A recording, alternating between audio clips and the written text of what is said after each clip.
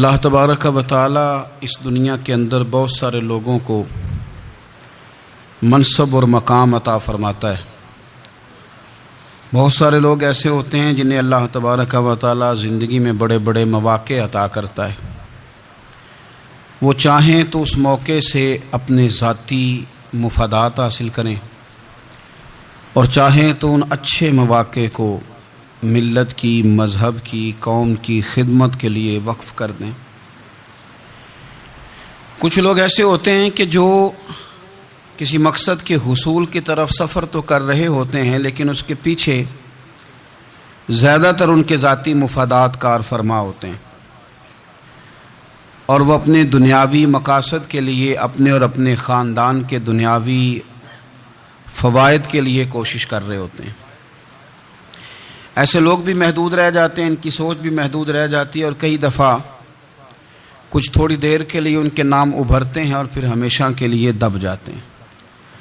کچھ لوگ ایسے ہوتے ہیں جو زندگی کے اندر اللہ کے لیے، اللہ تعالیٰ کی رضا کے لیے، رسول پاک صلی اللہ تعالیٰ علیہ وسلم کی خوشنودی حاصل کرنے کے لیے، دین کی، ملت کی، ملک کی سربلندی کے لیے آگے آنا چاہتے ہیں۔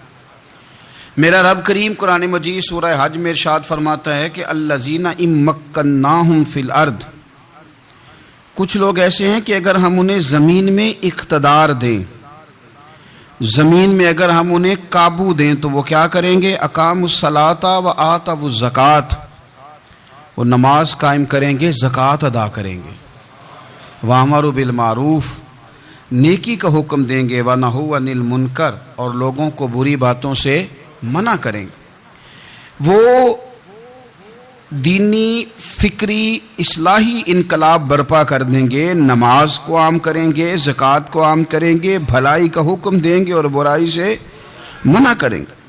اللہ تبارک و تعالیٰ نے ان لوگوں کو جب اقتدار دیا، وہ کون لوگ تھے؟ سیدنا صدیق اکبر، حضرت فاروق اعظم، سیدنا عثمان غنی، حضرت مولا علی رضوان اللہ تعالی علیہم اجمعین۔ اللہ نے جب ان لوگوں کو اقتدار دیا زمین کے اندر، اللہ تبارک و تعالی نے انہیں نبی پاک علیہ الصلاۃ والسلام کی نیابت کے لیے چنا، تو ان لوگوں نے یہ انقلاب برپا کیا، نمازیں عام ہو گئیں، شوق سے لوگ صدقات و خیرات دینے لگے، بھلائی عام ہوئی، برائی کا کلا کما کیا گیا۔ ہمارے ہاں بھی لوگ احتساب کی باتیں کرتے ہیں، ہمارے ہاں بھی لوگ کہتے ہیں کہ میں رشوت خوری کو، کرپشن کو، ناجائز چیزوں کو ہمیشہ کے لیے جڑ سے اکھیڑ پھینٹوں گا۔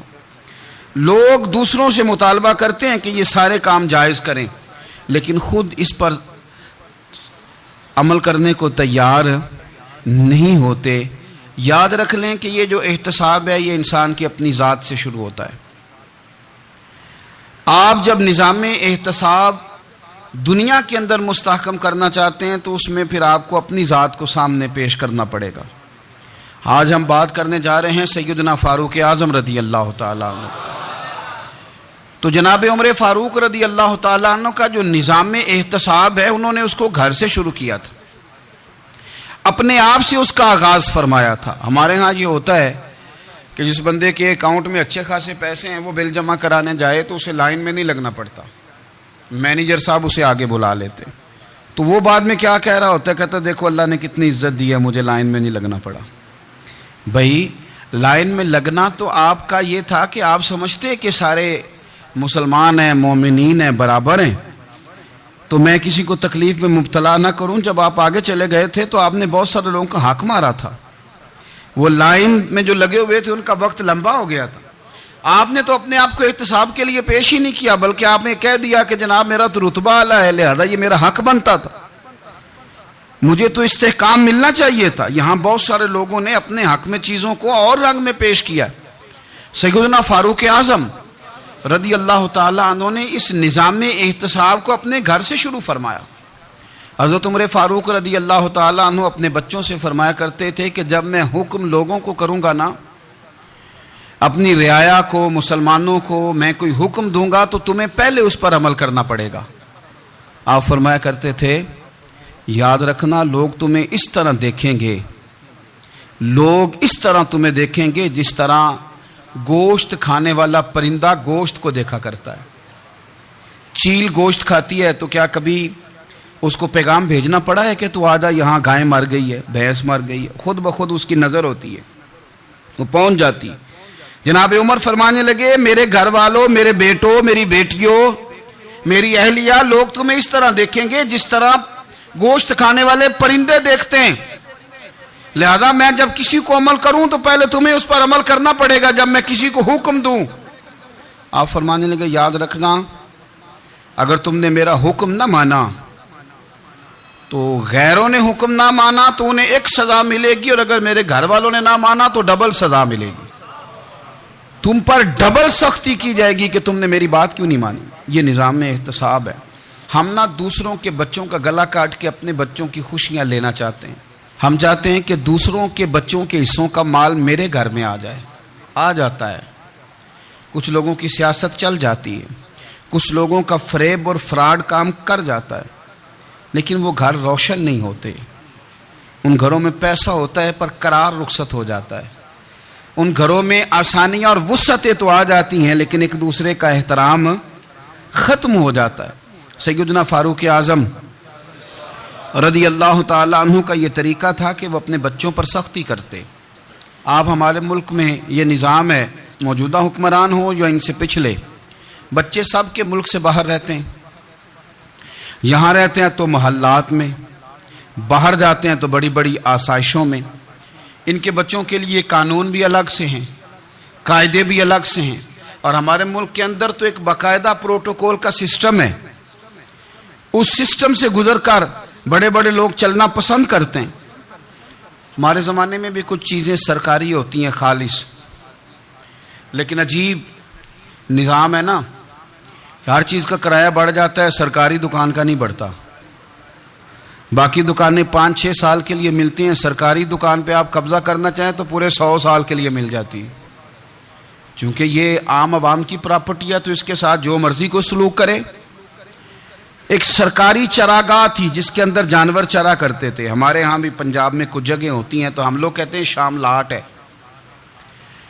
سرکاری چراگاہ میں جانور چرا کرتے تھے. حضرت عمر فاروق رضی اللہ تعالیٰ عنہ کے صاحبزادے سیدنا عبداللہ ابن عمر رضی اللہ تعالیٰ عنہ نے بھی ایک اونٹ خرید لیا.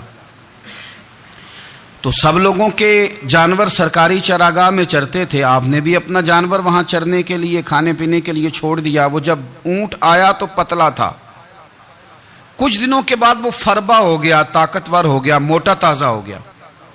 حضرت سیدنا عبداللہ ابن عمر رضی اللہ تعالیٰ عنہ نے بیچا تو وہ ڈبل قیمت سے بھی زیادہ کا بکا، کیونکہ پہلے دبلا پتلا تھا، اب موٹا تازہ فربا ہو گیا.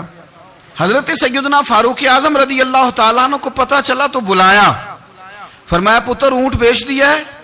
ابا جی بیچ دیا ہے. فرمایا کتنے کا خریدا تھا؟ اتنے کا. بیچا کتنے کا؟ ڈبل قیمت بتائی. فرمایا اس طرح کر کے اصل رکھ لے اور جو اوپر ملی ہے مجھے دے دے. حضور آپ نے کیا کرنی ہے؟ فرمایا میں سرکاری خزانے میں جمع کروں گا. حضور کیوں؟ فرمایا اس لیے کہ تیرا اونٹ سرکاری جگہ پہ چرا کرتا تھا، وہ گھاس سرکاری جگہ سے کھاتا تھا. حضور سب کے کھاتے. حضرت عبداللہ ابن عمر کہنے لگے سب کے کھاتے ہیں. آپ فرمانے لگے تو سب میں شامل نہیں ہے، تو امیر المومنین کا بیٹا ہے، تجھے میں یہ حق نہیں دے سکتا، تیرے اوپر تھوڑی سختی زیادہ کی جائے گی، تجھے یہ حق نہیں ملے گا. تو اپنے اونٹ کو چونکہ سرکاری چراگاہ میں چرایا کرتا تھا، لہذا تجھے وہ جو اصل رقم یہاں جمع کرانی پڑے گی. ہمارے تو بچے پہلی بات تو یہ ہے کہ بات ہی نہیں سنتے. یہ سب کے بچوں کی بات کر رہا ہوں، وہ ٹیچر کے بچے ہوں، سیٹھ کے بچے ہوں، پیر کے بچے ہوں، امام صاحب کے بچے ہوں، کسی کے بچے ہوں، پہلے تو سنتے نہیں.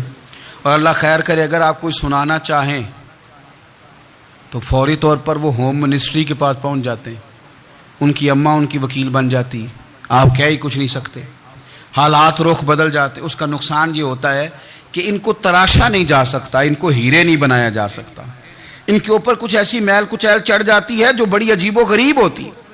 اور کچھ لوگ ایسے ہوتے ہیں جو خرابی کرنے میں بھی اپنا کردار ادا کرتے ہیں، خرابی کرنے میں، اور بڑے لوگوں سے منسلک ہونے کے لیے لوگ رستے تلاش کرتے ہیں. رستے میں چونکہ چیزوں کا مطالعہ کرنے کا بڑا شوقین ہوں، تو میری والدہ داخل تھیں کئی سال پہلے ہسپتال میں، تو مجھے اس ہسپتال میں کچھ دن رہنا پڑا. ایک پرائیویٹ ہاسپٹل تھا، تو اس میں انہوں نے جگہ جگہ لکھ کے لگایا تھا ملازمین کو بخشیش نہ دیں.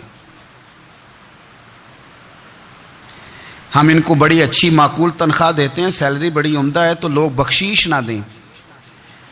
میں نے جو مینجمنٹ کے لوگ تھے ہاسپٹل کی, ان میں سے ایک سے میں نے کہا کہ اگر کوئی بندہ اپنی خوشی سے دینا چاہے تو آپ نے بڑا موٹا لکھ کے لگایا, برائے مہربانی ان کو بخشیش نہ دیں. اس نے بڑی قیمت, سادہ آدمی تھا پر میری بڑی اس نے مجھے بات بتائی, مجھے نفع ہوا. کہنے لگے مولوی صاحب, جب کچھ امیر لوگ ہسپتال میں مریض لے کے آتے ہیں تو وہ صفائی والے کو پہلے ہی 500 روپیہ دکھا لیتے ہیں آتے ہی, پھر وہ جیسے آواز دیتے ہیں صفائی والے فٹافٹ اندر آتے ہیں, ان کا کمرہ صاف کرتے ہیں. تو سارے تو بیچارے اتنے مالدار نہیں ہوتے کہ آتے ہی پہلے کام والے کو 500 دیں. پھر نقصان کیا ہوتا ہے کہ یہ جن کی ذمہ داری ہے بہت ساری ڈیوٹیاں کرنے کی, یہ ڈیوٹی نہیں کرتے. یہ پلٹ کے ان کی طرف دیکھتے ہیں جن کے گھر سے سالن صحیح آتا ہے, ادھر ان کی توجہ زیادہ ہو جاتی ہے, جو نوٹ ان کو زیادہ دکھاتے ہیں, جو پھل لے کے آتے ہیں تو آدھا ان کو دیتے ہیں. تو ہم یہ کہتے ہیں یہ کام ہی نہ کرو, یہ اپنی تنخواہ پہ کام کریں تاکہ ہر آنے والے کا درد سمجھیں, ہر ایک کو یکساں یہ سروسز فراہم کریں. تو ہم یہ کام کرتے ہیں. ہم ایم پی اے کے اور کسی سے ہمارا تعلق نہ بنے تو ہم جناب اس کے ڈرائیور سے ہی تعلق بنا لیتے ہیں. ہم وہ جو آپریٹ کرنے والا ہوتا ہے ٹیلی فون, اسی سے بڑا تعلق بناتے ہیں, اس کو مٹھائی کا ڈبہ جلدی پہنچا دیتے ہیں. تو اسی طرح سے بڑے لوگوں کی اولادوں کو بگاڑا جاتا ہے. حضرت عاصم بن عمر رضی اللہ تعالیٰ عنہ, یہ سیدنا فاروق اعظم کے بیٹے تھے. مصر گئے تو لوگوں کو پتا چلا حضرت عمر کے بیٹے آئے, لوگوں نے تحفے دیے, بڑی بڑی چیزیں آپ کو دی. حضرت عمر کا بیٹا آیا, بڑے گفٹ دیے. تو صاحبزادے واپس آئے تو ان کے پاس بڑے تحائف تھے. سیدنا عمر فاروق رضی اللہ تعالیٰ عنہ نے دیکھا تو فرمایا ادھر لانا تحفے. کہا ابا جی لوگوں نے مجھے دیے ہیں. فرمایا تو نے کیوں بتایا تھا کہ میں امیر المومنین کا بیٹا ہوں؟ کہا حضور ان کو ویسے ہی پتا چل گیا. فرمانے لگے پتر یہ تحفے تمہیں اس لیے ملے ہیں کہ تم امیر کے بیٹے ہو, یہ تحفے تمہارا حق نہیں, چونکہ تمہیں اس کرسی کی وجہ سے ملے ہیں اور یہ کرسی مسلمانوں کی ہے, لہذا یہ حق بھی مسلمانوں کا ہی ہے. یہ لا سارے مال غنیمت میں جمع کیے جائیں گے. آپ اپنے گھر سے جب احتساب شروع کرتے ہیں, اپنے گھر سے, اور یہ یاد رکھیں یہ جو لوگ آتے ہیں آپ کے بچوں کو نوازنے کے لیے, یہ انہیں خراب کرتے ہیں, بگاڑ پیدا کرتے ہیں, یہ عجیب و غریب سی چیزوں میں مبتلا کر دیتے ہیں. بچوں کا نقصان ہوتا ہے کل کلام. پھر جو شاپر اچھا لے کے آئے, پیر صاحب کے بچے ذرا اس سے پیار سے ملتے ہیں, نقصان ہو جاتا ہے. یہ دستے نگر ہو جاتے ہیں, یہ لوگوں کی طرف جیتے ہیں, دوسروں پہ ڈیپینڈ کرنے لگتے ہیں. حضرت ابو موسیٰ اشعری رضی اللہ تعالیٰ عنہ نے پہلے تو ایک قلین بڑا سونا تھا, تو آپ نے حضرت عمر کے گھر بھیج دیا کہ چلو ان کے گھر میں ان کی اہلیہ بچھا لیں گی. کہیں سے تحفہ آیا. پھر وہ جس کمرے میں مال غنیمت اور خزانہ رکھا جاتا تھا اس کی صفائی کر رہے تھے, تو ایک دینار مل گیا. تو وہ دینار بچے سارے جا رہے تھے, تو ان میں سے حضرت عمر کے ایک بیٹے کو, چھوٹے کو بلایا اور بلا کے کہا پتر یہ دینار لے لو. حضرت عمر نے دیکھا کہ بیٹے کے ہاتھ میں دینار بھی ہے اور گھر میں قالین بھی ہے.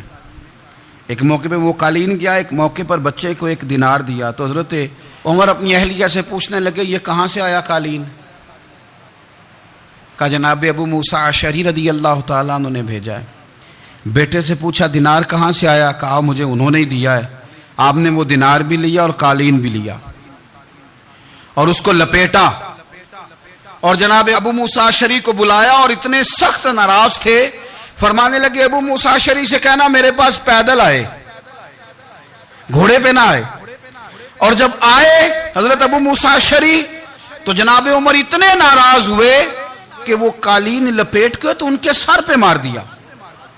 فرمانے لگے پکڑو اپنا دینار, تمہیں پورے مدینے میں میرے بیٹے کے علاوہ کوئی اور نہیں ملے تھا جسے تم خراب کر سکو, میرا پتر ہی ملا تھا بگاڑنے کی. کس نے اجازت دی تم میرے بیٹے کو دینار دو؟ کیوں لائے تم میرے گھر میں قالین؟ حضرت عمر فاروق رضی اللہ تعالیٰ عنہ فرمانے لگے میں زمین پہ سونے کا عادی ہوں, زمین چٹیل بھی ہو تو رب کا بندہ بن کے سوتا ہوں, تو اللہ مجھے آرام اور سکون کی نیند عطا فرما دیتا ہے. مجھے تمہارے مخملوں کی اور قالینوں کی ضرورت نہیں ہے. احتساب یہاں سے شروع ہوتا ہے بھائی. یہاں ہم نہ اپنے گھر میں بیٹھ کے مایوس باتیں کرتے ہیں, اور فلانے کے بچے کہاں پہنچ گئے, فلانے کے بعد بڑا پیسہ آ گیا, میں کچے مکان میں رہوں، میں یہ کروں، دیکھو مجھے نہیں سہولی. یہ تو آپ مایوسی والی باتیں کر رہے ہیں، یہ تو آپ کمزور باتیں کر رہے ہیں. یہ تو اس طرح کی باتیں تو ہارے ہوئے لوگ کرتے ہیں. اس طرح کا لب و لہجہ تو ان لوگوں کا ہوتا ہے جو احساس کمتری کا شکار ہوتے ہیں. یہ آپ نے کس طرح کا لب و لہجہ، اور اپنے بچوں کو آپ بھکاری بنا رہے ہیں تاکہ دوسروں کو دیکھیں تو مایوس ہو جائیں. اٹھ باندھ کمر کیوں ڈرتا ہے، پھر دیکھو خدا کیا کرتا ہے. آپ کا جو احساس ہے وہ اتنا خوبصورت ہو، آپ کے لہجے کے اندر اس قدر ٹھہراؤ ہو، آپ کو اطمینان آ چکا ہو، اور آپ کے بچے کبھی بھی کمپیریزن نہ کریں اپنا کسی کے ساتھ. کبھی بھی انہیں کرنے نہ دیں. آپ کبھی وہ کبھی یہ بات نہ کریں کہ فلانے زیادہ اچھا کھاتے پیتے ہیں تو ہم کدھر ہیں. کرنے نہ دیں انہیں بتائیں کہ بیٹا اپنی مٹی پہ چلنے کا سلیقہ سیکھو. سنگ مرمر پہ چلو گے تو پھسل جاؤ گے. ان کو بتائیں کہ جو تمہارے پاس ہے یہ خدا کا عطیہ ہے، اسی پر تم نے قناعت کرنی. کبھی بھی. حضرت زید بن حارثہ سے نبی پاک صلی اللہ علیہ وسلم کو بڑا پیار تھا. پھر ان کے بیٹے حضور کے غلام زادے حضرت اسامہ بن زید کے ساتھ بھی حضور بڑا پیار کرتے. لیکن یہ تو مسلمہ حقیقت ہے نا کہ عظمت اور شان تو سیدنا فاروق اعظم کی زیادہ ہے. امت کا اتفاق ہے کہ نبیوں کے بعد سب سے بڑا درجہ جناب صدیق اکبر کا، اور پھر اللہ نے مقام عطا کیا حضرت فاروق اعظم کو. یہ بڑے لوگ تھے. ایک دفعہ مال تقسیم ہو رہا تھا تو حضرت عمر رضی اللہ تعالیٰ عنہ نے حضرت اسامہ بن زید کو 4000 دینار دیے اور اپنے بیٹے عبداللہ ابن عمر کو 3000 دینار دیے. تو حضرت عبداللہ ابن عمر گھر جا کے کہنے لگے ابا جی اسامہ میں وہ کون سی خوبی ہے جو میرے اندر نہیں، اور اسامہ کے باپ میں وہ کون سی خوبی ہے جو آپ کے اندر نہیں. تو حضرت عمر کی عاجزی دیکھیے. حالانکہ بالاتفاق دنیا جانتی ہے کہ جناب عمر فاروق رضی اللہ تعالیٰ عنہ افضل ہیں، پھر بھی پتہ اپنے بیٹے سے کیا کہتے ہیں؟ فرماتے ہیں وہ سن یار، وہ خدمت گزار ہیں نبی پاک کے، وہ بھی حضور کے گھر میں ڈیوٹی کرتے، نوکری کرتے، اور ان کے بیٹے بھی حضور کی نوکری کرتے، یہ خدمت گزار ہیں. فرمانے لگے اگر تو نے پوچھ لیا تو سن، پھر میری تو رائے یہ ہے کہ تیرے سے زیادہ اسامہ بن زید حضور کی نظر میں پیارے ہیں، اور اسامہ کا باپ تیرے باپ سے زیادہ نبی پاک کا پیارا ہے. کوئی کمپیریزن کرنے نہیں دیا، بچوں کو کسی ایسی جگہ کھڑے ہونے نہیں دیا. فرمایا یہ وجہ ہے، یہ انداز ہے کہ تو زیادہ پیارا ہے. حضرت عمر فاروق رضی اللہ تعالیٰ عنہ پسند نہیں کرتے تھے، ذرا برابر بھی پسند نہیں کرتے تھے کہ کوئی شخص اور مال آتا تو اپنے رشتہ داروں کو نوازنے سے بچتے. مال غنیمت آتا ہے نا ہمارے ہاں تو اللہ خیر کرے، جب کوئی بندہ کونسلر بنتا ہے، چیئرمین بنتا ہے، تو ٹھیکہ کس کو دیتا ہے؟ کوئی چلو بھتیجا مل جائے، کوئی بھانجا مل جائے، کوئی چھوٹا بھائی، اسے بھی کام مل جاتا ہے ساتھ. نوازنے پہ لوگ آتے ہیں تو وہ تلاش کرتے ہیں کہ کہاں کہاں کو میرا ہے. وہ ٹینڈر ہی ان کے نام کے پاس ہوتے ہیں جن کی طرف ذرا نظر کرم زیادہ ہوتی. حضرت عمر فاروق مال تقسیم کر رہے تھے تو بیٹی آگے کہنے لگی ابا جی رشتہ داروں کا بھی حق ہوتا ہے، آپ سب کو دیتے ہیں، آپ کے اپنے آپ کے قریب ہی نہیں آتے. تو حضرت عمر فاروق نے کیا لفظ کہے، کیا حقیقت ہے، کیا حسن ہے. فرمانے لگے پتر یہ مال تیرے باپ کا نہیں مسلمانوں کا ہے. جب تیرے باپ کا ذاتی مال ہوگا تو اپنے رشتہ داروں کو دے گا، یہ مسلمانوں کا مال ہے، یہ اسی حساب سے تقسیم ہوگا جو عدل کا حساب ہے، جو ترازو ٹھیک ہے. فرمایا تو مجھے یہ مشورہ نہ دے، یہ مسلمانوں کا مال. یہاں سے نظام احتساب شروع ہوتا ہے، یہاں سے انسان آگے بڑھتا ہے، اور پھر کوئی تکلف نہیں کسی پر. حضرت عمر کا کوئی چھوٹا ہے یا بڑا ہے. حضرت ابو سفیان رضی اللہ تعالیٰ عنہ سردار رہ چکے ہیں مکے کے، بڑے آدمی، لیکن نظام احتساب میں کوئی چھوٹا بڑا نہیں ہوتا. حضرت عمر فاروق مکہ مکرمہ گئے تو لوگوں نے کہا حضور جناب ابو سفیان نے گلی میں پتھر رکھے اور بہت سارے لوگوں کو رستوں میں تکلیف ہو رہی ہے. تو حضرت ابو سفیان رضی اللہ تعالیٰ عنہ سے بھی لوگ کہہ دیتے تو وہ بھی اٹھا دیتے، لیکن لوگوں نے چونکہ وہ سردار تھے، بڑے تھے، تو لوگوں نے ان سے کہا نہیں. حضرت عمر جب آئے تو کہا تو جناب عمر نے پرواہ نہیں کی، خود آئے جناب ابو سفیان سے کہا یہ پتھر آپ نے رکھے؟ کہا حضور ہاں. فرمایا یہ بھی اٹھائیے، یہ بھی اٹھائیے، یہ بھی اٹھائیے. جب وہ اٹھا رہے تھے تو حضرت عمر کہہ رہے تھے شکر نہیں اللہ کا کہ عمر کہہ رہے ہیں اور ابو سفیان مانتے جا رہے ہیں. شکر نہیں، یہ نظام احتساب ہے کہ بڑا ہو یا چھوٹا ہو، اس کو یہ حق حاصل نہیں ہے کہ مسلمانوں کو وہ کسی تکلیف میں کسی بھی صورت میں مبتلا کرے، کہیں بھی کسی جگہ بھی، اس کو یہ والی اجازت نہیں۔ حضرت سیدنا عمر فاروق رضی اللہ تعالی عنہ۔ پھر ایک اور بات تھی، میں کئی دفعہ یہ بات کہتا ہوں اور مجھے ذاتی طور پر اس کا بڑا تجربہ ہے۔ کچھ لوگ نا خوشامد پسند ہو جاتے ہیں، بڑی عمدہ تعریف کرتے ہیں، اوئے ہوئے ہو پول باندھتے ہیں پورے، آپ کے پاس آئیں گے تو کہیں گے جناب آپ سے زیادہ اچھا بندہ ہی کوئی نہیں، تو وہ نا آپ سے کام نکلواتے ہیں۔ پھر وہ کسی دوسرے کے پاس جاتے ہیں تو اسی طرح کا رویہ وہ دوسروں کے ساتھ کرتے ہیں۔ یہ عام لوگوں میں بھی مرض ہوتا ہے، عام لوگوں میں بھی۔ اور بادشاہ ہو بندہ اگر، پھر تو اس کا دل کرتا ہے میں اگر بادشاہ سلامت ہوں تو دو چار بندے دیہڑی پہ رکھ لوں پر میری تعریف ضرور کریں۔ پابندی ہوتی ہے، لوگ یہ کام بڑے شوق سے کرتے ہیں۔ اور شیخ سعدی فرمایا کرتے تھے لکڑی کو گھن کھا جاتی ہے اور بڑے لوگوں کو خوشامد کھا جاتی ہے خوشامد۔ حضرت عمر فاروق رضی اللہ تعالیٰ عنہ اس معاملے میں بھی بڑے مضبوط تھے۔ ویسے مجھے اور آپ کو اچھا کون لگتا ہے؟ ہماری غلطیاں بتانے والا؟ ہمارے ایسا فرمایا کرتے تھے اپنے دشمنوں کی باتوں پر بھی غور رکھو، تمہارے دشمن تمہیں نکھار دیتے ہیں، تمہارے اندر جو کوتاہیاں ہوتی ہیں وہ تمہیں پتہ چل جاتی ہیں کہ یہاں میری اصلاح ہو رہی، ان پر غور کرو وہ کیا کہتے ہیں۔ حضرت عمر فاروق کی تعریف کی ایک بندے نے، کمال تعریف کی، وہ اس کا خیال تھا کہ رزلٹ بڑا شاندار آئے گا، بادشاہ کی تعریف ہوتی تھی تو پھر تھیلی جاتی تھی اشرفیوں کی، کمال رزلٹ آئے گا۔ تو حضرت عمر جب وہ پوری کر چکا نا بات تو فرمانے لگے تو خود بھی ہلاک ہوا اور مجھے بھی ہلاک ہی کر دیا ہے، خود بھی تباہ ہوا ہے مجھے بھی تباہ کر دیا۔ کس طرح کی باتیں کر رہا ہے؟ ایک بندہ اور آیا اور اس نے آ کے کہا کہ پوری امت میں سب سے افضل ہے فاروق اعظم آپ ہی ہیں۔ تو حضرت عمر فاروق فرمانے لگے تجھے تیری ماں روئے، ابو بکر تجھ سے بھی افضل تھے، تیرے باپ سے بھی افضل تھے، اور صدیق اکبر مجھ سے بھی افضل ہیں اور میرے باپ سے بھی افضل ہیں۔ یہ تو کس طرح کی بات کر رہا ہے؟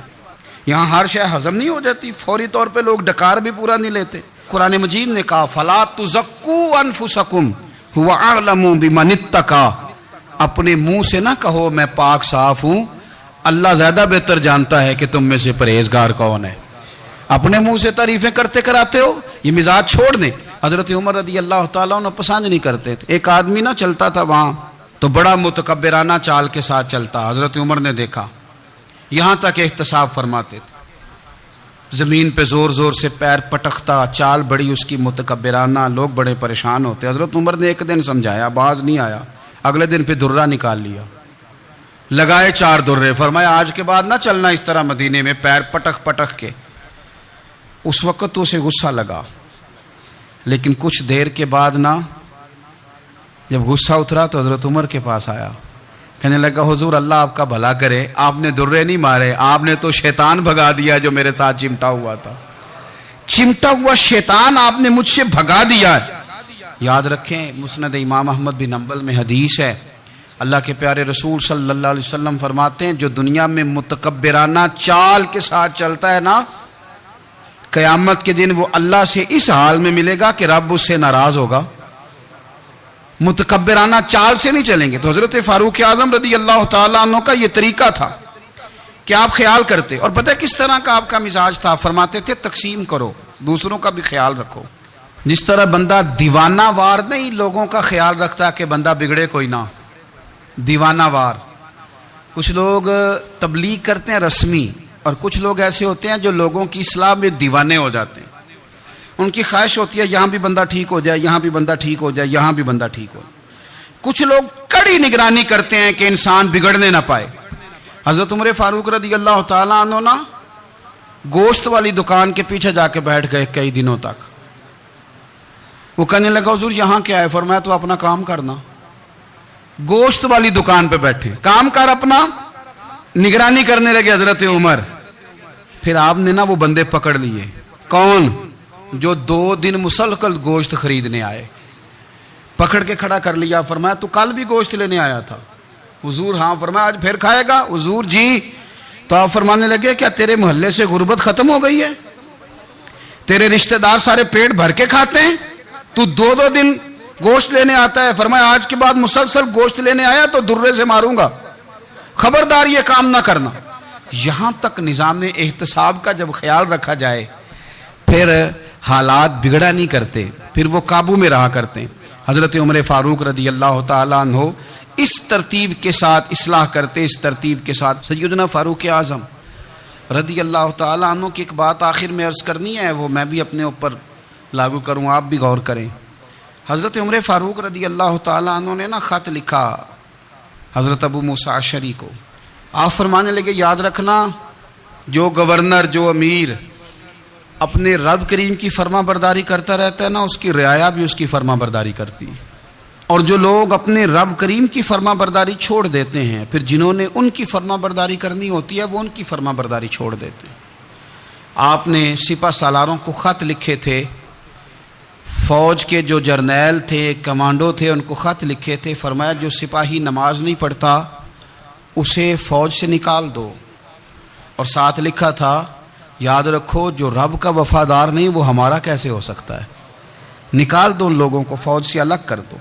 ہم آج جو بے پناہ پریشان ہیں، ہمارے بچے بات نہیں مانتے، شاگرد بات نہیں مانتے، ہم شکوے کرتے ہیں، بے ادبی بڑھ گئی۔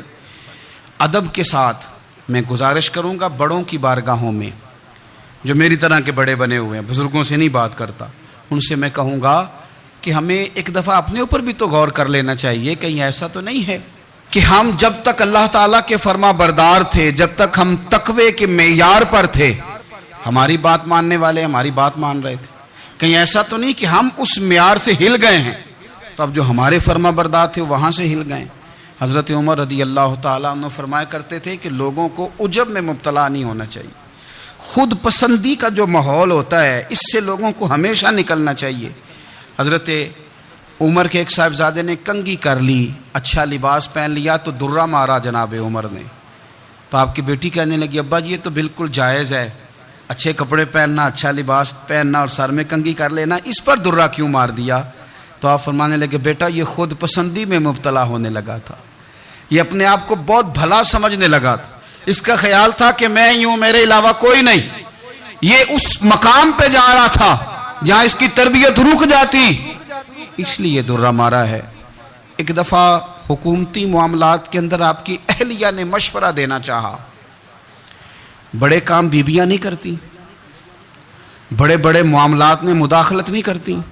ہمارے بر صغیر میں وہ بادشاہ نہیں گزرا کہ جو فیصلہ کرتا تھا تو کرسی پہ بیٹھ جاتا تھا اور پردے کے پیچھے اس کی بیوی بیٹھ جاتی تھی، اور جب وہ فیصلہ سنانے لگتا تو یوں گردن پیچھے کرتا اور اہلیہ جو کہتی وہ فیصلہ سنا دیتا۔ لیکن ایک دفعہ خاتون نے ایک آدمی کو حضرت عمر نے معزول کیا تو آپ کی اہلیہ نے، اس آدمی کی اہلیہ حضرت عمر کی اہلیہ سے ملی ہوں گی، تو خاتون نے ذرا سفارش کرنی چاہیے، تو جناب عمر فاروق رضی اللہ تعالیٰ عنہ کے ہاتھ میں عصا تھا، ڈنڈا تھا، 2-3 دفعہ زمین پہ مارا، فرمایا تمہیں کس نے اجازت دی ہے حکومتی معاملات میں مشورہ دینے کی؟ یہ مشورہ مولا علی دیں گے یا عثمان غنی دیں گے؟ آپ کو کس نے اجازت دی؟ وہ حکومتی معاملات، وہ مسلمانوں کا اجتماعی معاملہ وہ مسلمان دیکھیں گے، آپ کو اس میں آنے کی اجازت نہیں ہے۔ جو آپ کی ذمہ داریاں ہیں، آپ کے حقوق ہیں، ان پر آپ بات کریں۔ تو بھائی نظام میں احتساب اپنی ذات سے شروع کریں۔ ہماری اولادیں، ہمارے بچے، وہ باہر سے انہوں نے زیادہ اثر نہیں لیا، ہم نے انہیں بتایا ہے کہ ہم بڑے غریب ہیں، ہم بڑے مجبور ہیں، ہم تو بڑے کمزور ہیں، ہماری تو سنتا کوئی نہیں، یہ تو امیروں کا ملک ہے، اس میں تو فلانے فلانے کو اہمیت حاصل ہے۔ ان باتوں نے ہمارے بچوں کو کمزور کیا ہے، ان باتوں نے ہمارے بچوں کے دلوں میں احساس کمزوری پیدا کیا ہے۔ آپ ان کو جینا سکھائیں، آپ ان لوگوں کو بتلائیں کہ رب کریم نے جو تمہارے لیے بہتر سمجھا وہ تمہیں اپنے فضل سے بڑا عطا فرمایا ہے۔ آپ ان کو ان کے مقام پر رہ کر خوددار اور قناعت پسند ہونا سکھائیں، آپ یقین کریں گھر امن والا بن جائے گا۔ بچے اگر بھنا ہوا گوشت کھا رہے ہوں اور پھر بھی لاڑی رہے ہوں کہ مسالہ میری مرضی کا نہیں، سٹائل میری مرضی کا نہیں، ٹیسٹ میری مرضی کا نہیں، یہ والا گوشت میں نے نہیں کھانا، یہ اس طرح کر کے بھنا ہوتا تو پھر میں نے کھانا تھا، وہ زیادہ خوفناک صورتحال ہو جاتی ہے۔ لیکن اگر ابا جی، اماں جی، گھر والے کھیتوں میں کام کر رہے ہوں، اور بچے اچار کے ساتھ روٹی لے کے جائیں اور بننے پہ بیٹھ کے پھٹے پہ بیٹھ کے وہ پھر کھانا شروع کریں، اور جب وہ اچار آئے اور وہ ایک دوسرے کو کہیں کہ آج تو 2 کلے ہو گئے میرے کام کے، اس دفعہ تو دیکھنا ہماری فصل کتنی شاندار ہوگی، ایک دوسرے کو دیکھ دیکھ کے وہ ہنسیں اور مسکرائیں اور ان کی باتوں میں لذت ہو، اور پھر وہ کہیں کہ آم بڑے اچھے مل گئے تھے، دیکھو اچار کتنا سونا آ گیا ہے، دیکھو یہ کس قدر زیادہ اچھا ٹیسٹ ہے، تیل بھی بڑا اچھا ہے، گل بھی بڑے وقت پہ گیا ہے۔ آپ یقین کریں یوں لگتا ہے کہ کائنات کی سب سے بہترین روٹی یہ لوگ کھا رہے ہیں۔ یہ سوچ حضرت عمر نے ہمیں دی ہے۔ حضرت عمر کا بیٹا مصر گیا، وہاں سے کمائی کر کے لایا، تجارت کرنے گیا، لاکھوں کا مال۔ کون سا باپ ہے دنیا میں جس کا بیٹا باہر سے پیسے لے کے آئے تو ابا تفصیل پوچھے کہ بیٹا کہاں سے کمائے، کہاں سے لایا، کتنے ملے، کیوں آئے؟ کون سا باپ تفصیل پوچھتا ہے؟ ابا تو کہتا ہے لا صحیح، اور تعریفیں کرتا ہے میرا بیٹا بڑی کمائی کرتا ہے۔ کبھی پوچھا ہے اس سے کہ ڈیوٹی صحیح دیتا ہے کہ نہیں؟ کبھی پوچھا ہے کہ تو ایمانداری کی روزی لاتا ہے کہ حرام کی کماتا ہے؟ یہ باپ کی ذمہ داری ہے، یہ اماں کی ذمہ داری ہے۔ پھر کہتا ہے بیماری کیسے آ گئی، پریشانی کیسے آ گئی؟ تو نے کبھی سوال کیا اپنی اولاد سے؟ حضرت عمر فاروق رضی اللہ تعالیٰ عنہ کا بیٹا مصر سے پیسے کما کے لایا تو جناب عمر نے بلایا، فرمایا بیٹے اتنی تو تیرے پاس راس ہی نہیں تھی، تھوڑے سے تو پیسے لے کے گیا تھا، اتنی کمائی کیسے ہو گئی؟ اتنے تو پیسے نہیں تھے صاحب، کہاں سے کمائی لائے؟ اس نے کہا ابا جی وہ جو میرے چچا ہے نا مصر کے گورنر، آپ کے دوست، انہوں نے میری مدد کی ہے۔ فرمایا جتنے لوگ گئے تھے سب کی ہے مدد اس نے؟ کہا نہیں صرف میری کی۔ فرمایا تیری کیوں کی؟ تیری کیوں کی؟ کہا حضور آپ کے دوست ہیں۔ فرمایا چپ کر، حضور انہوں نے مجھے اتنے پیسے دیے، میں نے کاروبار میں ڈالے تو نفع آیا تو میں ان کی رقم دے کے۔ فرمایا خاموش ہو جا، باقی جتنے لوگ گئے تھے سب کی مدد کی اس نے؟ کہا نہیں حضور صرف میری کی۔ فرمایا اس نے تیری مدد نہیں کی، اس نے خلیفہ کے بیٹے کی مدد کی، اس لیے کہ وہ خلیفہ کو اپنے حق میں نرم کر سکے۔ فرمایا آدھا مال تیرا ہے، آدھا مال غنیمت کا ہے، مال خزانہ کا ہے، مسلمانوں کا ہے، اس لیے کہ تو جو وہاں سے مال کما کے لایا ہے وہ اپنے باپ کے خلیفہ ہونے کی وجہ سے کما کے لایا ہے، لہذا رکھ ادھر۔ یہاں کہتے ہیں کدھر سے آیا، کیسے آیا، کون سا حساب دیں، کیا کریں؟ او بھائی حضرت عمر رضی اللہ تعالیٰ عنہ کا اپنی اولاد کے بارے میں یہ رنگ ہے۔ ایک جنگ سے نا خوشبو آئی، خوشبو بڑی مہنگی ہوتی تھی، عرب میں خوشبو آج بھی بڑی مہنگی ہے، وہ زیادہ استعمال کرتے ہیں۔ میری باتوں کی سمجھ آ رہی ہے میرے بھائیوں؟ بڑی مہنگی خوشبو تھی۔ جب وہ خوشبو آئی تو حضرت عمر نے کہا، گھر میں پہلے پہنچی حضرت عمر کے، چونکہ زیادہ عورتیں استعمال کرتی تھی گھر کے اندر خوشبو، مرد بھی لگاتے تھے۔ حضرت عمر نے اپنی بیوی سے کہا، آپ کی زوجہ تو تھی وہ بڑی خوشبو کو پسند کرتی تھی۔ حضرت عمر نے اپنی زوجہ سے کہا کہ خوشبو لاؤ، میں نے ایک عورت کی ڈیوٹی لگائی ہے، وہ خوشبو تول کے نا تو حصہ برابر صحابہ میں بانٹ دے گی۔ تو آپ کی زوجہ کہنے لگی کسی بی بی کی ڈیوٹی لگانے کی کیا ضرورت تھی، میں جو موجود تھی میں بانٹ دیتی ہوں تول کے حصہ برابر۔ آپ نے فرمایا نہیں تو رہنے دے، وہ فلانی بی بی بانٹے گی۔ کہا حضور میں نے بھی بانٹنی ہے، میرے پہ کچھ حق ہے؟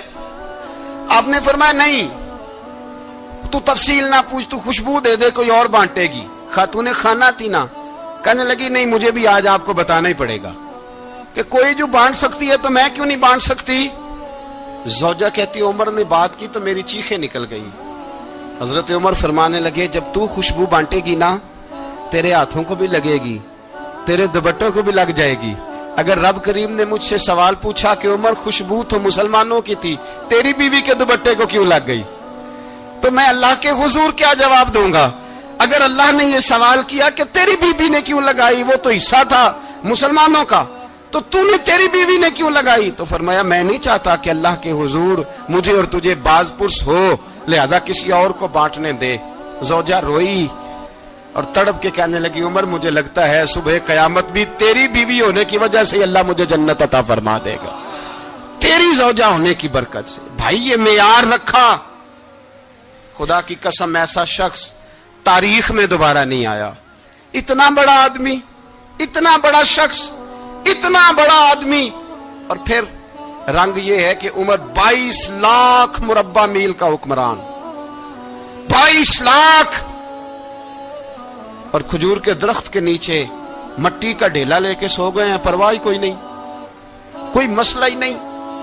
2 غلام ساتھ بیٹھے تو ایک روٹی حضرت عمر نے گھر سے منگوائی، تھوڑا سا سرکہ، تو غلام کہنے لگے ہم نے بھی کھانی ہے۔ فرمایا کوئی حرج نہیں، روٹی کو پیٹ بھر کے کھانا ضروری تو نہیں، 3 حصوں میں بانٹ لیتے۔ ایک آدمی آیا ہوا تھا مصر کا رہنے والا ملنے کے لیے، اس نے پوچھا عمر کدھر ہے؟ تو کہا وہ ادھر جاؤ مسجد میں بیٹھے ہوں گے، اور واپس آیا تو کہنے لگا وہاں تو 3 غلام بیٹھے ہیں، ایک روٹی بانٹ بانٹ کے کھا رہے ہیں، لگتا ہے کئی دنوں سے روٹی نہیں ملی۔ کہا 3 غلام تو کوئی نہیں، وہاں 2 ہی تھے، تیسرے تو امیر المومنین تھے۔ اس نے کہا نہیں نہیں، 3 غلام ہیں، کپڑے بھی ایک طرح کے پہنے ہوئے ہیں، بلکہ 2 کے تو پھر صحیح ہیں، تیسرے کے تو زیادہ ماڑے ہیں، کپڑے بھی ایک طرح کے، کھانا پینا بھی ایک طرح کا، اور ان کا نشست برخاست بھی ایک طرح کی ہے، لہذا کوئی فرق نہیں۔ حضرت ابو ہریرہ کہتے ہیں میں لے کے آیا، اور جناب عمر کو جب میں نے کچی زمین میں تامت سمیٹ بیٹھے دیکھا تو میں رو پڑا۔ میں نے اس مصر سے آنے والے کو کہا تو اس کے جلوے دیکھ، اگر اس کی ذات میں اتنا حسن ہے تو محمد عربی کا مقام کیا ہوگا؟ یہ مقام غور ہے، مقام غور۔ 10 محرم کو لوگ دیگے پکائیں گے نا؟ نہیں پکانی ہے؟ کوئی بول دے نہیں، ہاں نہ نہیں کر دے، پروگرام بدلیا تو نہیں دی عید کی کہ وہی کام شروع ہوا لاسٹ ٹائٹ ہونے والا، کیوں جی؟ پکنی ہے نا دیکھیں 10 محرم کو انشاءاللہ تعالی، ہم بھی پکائیں گے انشاءاللہ، یہاں بھی پروگرام ہوگا۔ تو 10 محرم کو جو دیگ پکنی ہے تو ایسا نہیں ہو سکتا کہ 1 محرم کو حضرت عمر کے نام کی بھی کوئی پک جائے۔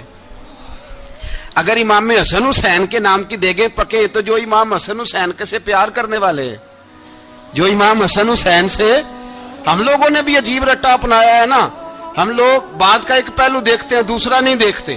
حضرت امام حسن اور حسین کو بھی نبی پاک نے شہید کہا، اور جناب عمر کو بھی رسول اللہ نے خود شہید فرمایا، فرمایا شہید ہے، خود فرمایا اپنی زبان سے کہ یہ شہید ہے، خود میرا عمر شہید ہے۔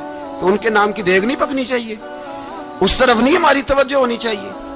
اور اہل بیت نبو، یہ بات میں پہلے بھی کرتا ہوں، آج پھر کرنا ضروری سمجھتا ہوں، اہل بیت کا پیار، سن لو کان کھول کے، اہل بیت کا پیار اگر ہمیں کسی نے سکھایا ہے تو سیدنا عمر فاروق نے سکھایا ہے۔ اہل بیت نبوت کی محبت اگر کسی نے سکھائی ہے تو کس نے سکھائی ہے؟ بول کے بتائیے، حضرت عمر نے۔ اہل بیت کا پیار ہمیں حضرت عمر نے بول کر کے سکھایا ہے۔ بھائی یاد رکھیں، کسی کی طاقت نہیں تھی دم مارنے کی حضرت عمر کے سامنے، طاقت ہی نہیں تھی، کیسر و کسرا کانپ جاتے تھے، جرت ہی نہیں کرتے تھے حضرت۔ اور ہمارے تو تعلقات بڑے ہیں نا غیروں سے۔ حضرت ابو موسیٰ اشعری رضی اللہ تعالیٰ عنہ فرماتے ہیں میرا منشی سائی تھا، وہ کاتب کہتے تھے وہ لوگ، میرا حساب کتاب عیسائی تھا۔ تو فرماتے ہیں ایک دن میں نے وہ سارا حساب کتاب لین دین کے حضرت عمر کو دکھائے تو فرمانے لگے جس نے لکھے ہیں اس کو بلاؤ۔ کہنے لگے حضور مسجد نہیں آ سکتا۔ کیوں نہیں آ سکتا؟ کہنے لگے وہ عیسائی ہے۔ کہتے ہیں حضرت عمر جلال میں آ گئے۔ آپ فرمانے لگے جنہیں رب دور کرتا ہے تم کیوں قریب کرتے ہو؟ جنہیں اللہ دور کرتا ہے۔ فرمایا تم غیروں کو اگر عہدے دو گے تو اپنوں کا کیا بنے گا؟ اگر تم غیروں کو عہدے دو گے تو اپنوں کا، یہ سوچ ہے جو آج برما کے مسلمانوں کے لیے بھی ضروری ہے۔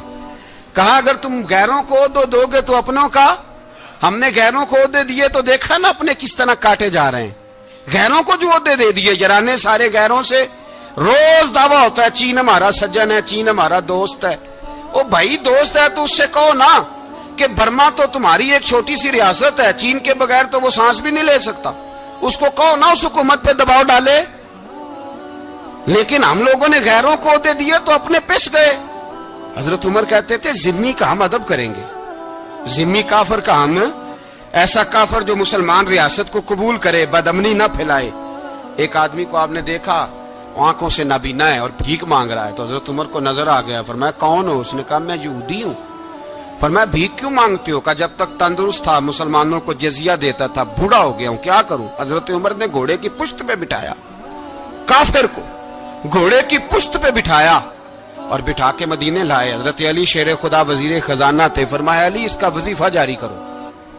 کہا یہ کون ہے؟ فرمایا یہ یہودی ہے، لیکن یہ ہمیں جزیہ دیتا رہا، بوڑھا ہو گیا بیچارہ، بھیک مانگنے پہ مجبور ہے، ہماری حکومت کے اندر رہتا ہے، اس کا پورا وظیفہ جتنا خرچہ اتنا وظیفہ لگاؤ۔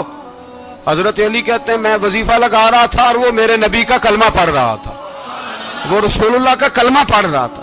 یہ مزاج، یہ نہیں کہ کافر۔ حضرت عمر نے گورنروں کو خط لکھے تھے کہ زبردستی کسی کو مسلمان نہیں کرنا، جہاں ان کی عبادت گاہیں بنی ہو گرانی نہیں، کوئی مندر کوئی گرجا ضائع نہیں کرنا۔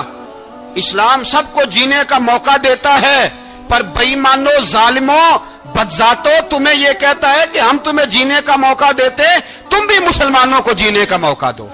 یہ جہاں بستے ہیں، جہاں رہتے ہیں، انہیں وہاں جینے کا موقع دو، انہیں بھی اللہ اکبر کہنے کا موقع دو، انہیں بھی قرآن پڑھنے کا موقع دو، انہیں بھی رسول اللہ پر درود پڑھنے کا موقع دو۔ ہمارے ملک میں عیسائی اپنی مرضی سے کھلے عام تبلیغ کرتے ہیں، یہاں تو چینل چلائے ہیں عیسائیوں نے۔ کسی مذہبی جماعت نے کبھی جلوس نکالا ہے کہ عیسائیوں کا چینل بند کرو؟ بولے نکلا ہے کہ نہیں نکلا؟ کتنے ظلم کی بات ہے۔ ہم جب غیر کو اتنا تحفظ دیتے ہیں، اتنا تحفظ دیتے ہیں، ہم نے دیکھا ہے، مجھے بیسیوں لوگوں نے عید پہ ٹیلی فون کیے کہ عیسائیوں کو قربانی کا گوشت دے لیں، مجبور ہیں جی، دروازے پہ آ گئے ہیں، ہمارے کام کاج کرتے ہیں۔ بیسیوں لوگ، عام آدمی کے دل میں ان کا اتنا جذبہ ہے، وہ مسائل کا بیان کرنے ایک علیحدہ بات، لیکن ہمارے دل کافر کے حق میں بھی نرم ہو جاتے۔ تم کس قدر زیادہ بے ایمان ہو، اور کفر کس قدر زیادہ ذلیل ہو گیا ہے کہ مسلمان کے حق میں نرم ہوتا ہی نہیں۔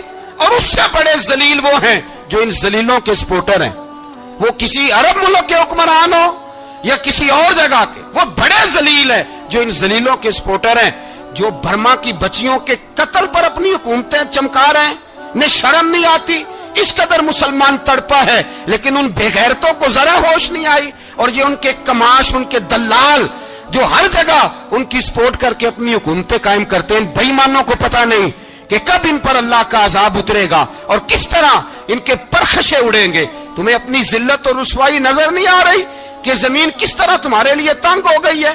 اس سے زیادہ اور تمہاری رسوائی کیا ہوگی؟ ڈرو اللہ سے، اور یہ تو دنیا کا عذاب ہے۔ ان بطش ربک لشدید، میرا رب کہتا ہے قیامت تو قائم ہونے دے، اتنا سخت تیرے رب کی پکڑ ہے، اتنی کسی دوسرے کی ہو سکتی؟